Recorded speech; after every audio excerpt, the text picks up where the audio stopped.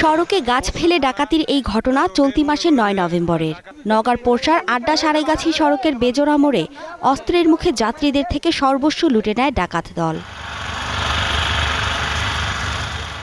এর কদিন পরই মুর্শিদপুর তারেকজিয়া মোড়সহ ৫টি স্থানে সড়কে গাছ ফেলে লুটপাট চালায় ডাকাত দল। স্থানীয়রা জানান, ডাকাতির সময় এলাকার কেউ বাধা দিতে এলে তাদের ওপরও চালানো হয় নির্যাতন, বাড়িঘরে দেয়া হয় আগুন।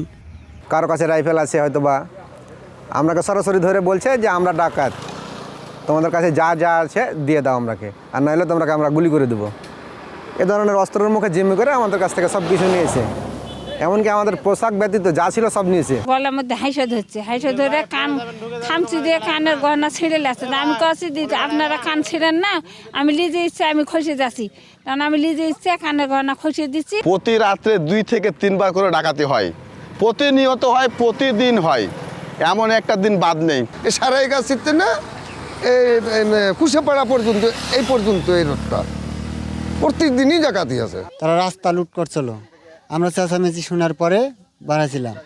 বাড়ানোর পরই আমাদের এটাই অপরাধ যে বাড়ালে কি কারণে আমাদের বাড়ি ঢুকে দেবে, ঢুকানোর পরে তারা আগুন জ্বালিয়ে দিয়ে পালিয়ে যায়। চুরি করে নিয়ে চলে যাবে, তখন পুলিশ আছে, কোনো লাভ আছে? পুলিশ বলছে, ঝুঁকিপূর্ণ এলাকাগুলোতে বাড়ানো হয়েছে টহল, অপরাধীদের তালিকা করে চালানো হচ্ছে অভিযান।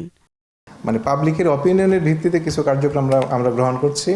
ওই এলাকাগুলোতে যারা বসবাস করেন তারা নিজেরা সচেতন হবেন এবং ওখানকার যে গ্রাম পুলিশ আছে তারা পুলিশের সাথে সমন্বয় করে দায়িত্ব পালন করবেন, এই মর্মে আমরা সিদ্ধান্ত নিয়েছি।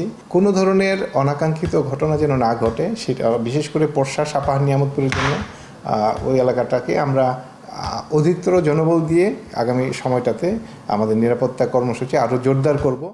তথ্য বলছে, গেল ১ মাসে নওগাঁর পশ্চিমাঞ্চলে ৩০টিরও বেশি ডাকাতি ও ছিনতাইয়ের ঘটনা ঘটেছে। Desk report, star news.